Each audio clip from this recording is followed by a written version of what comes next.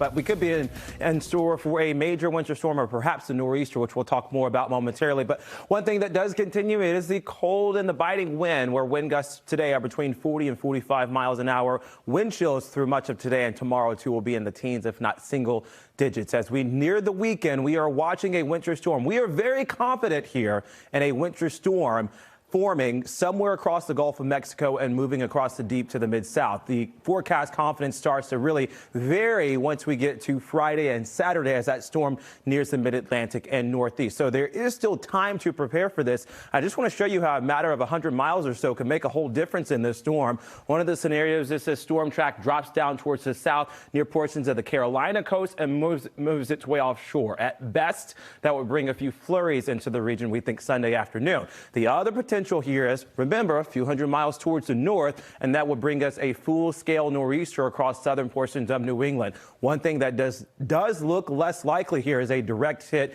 in terms of all of New England. If this storm comes to fruition, it would likely just be pushing across the south coast through portions of Boston, through Massachusetts, and perhaps southern Vermont and New Hampshire, but not northern New England.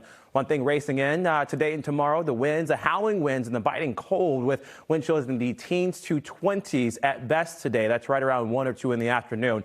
Otherwise, our wind gusts are between 30, 40, maybe even 50 miles an hour. So we're still deep into the deep freeze through Wednesday. High temperatures on Thursday are right around 30. And it's Friday where finally the thaw occurs, relatively speaking, at 36 degrees. So cold air remains through the middle portion of the week. High pressure comes in, and this is what keeps us storm-free and what's kept us storm-free for the past 7 to 10 days or so. But here comes another winter storm, and it's this that could come in and bring us a nor'easter perhaps into the weekend. So if you have that cell phone handy with you this morning, which I know a lot of you are scrolling through social media, you can scan that. It will take you to the new and improved NBC 10 Boston app. But don't forget, you have to turn the alerts on. That's when we send you those push notifications, such that if there is a winter storm on the way, any sort of forecast changes or updates, that happens there through the NBC 10 Boston app. Through the week this week, again, remember, mostly dry. A couple of clouds approach on Thursday, warming up on Friday. And I say that knowing that 36 degrees is still awfully chilly.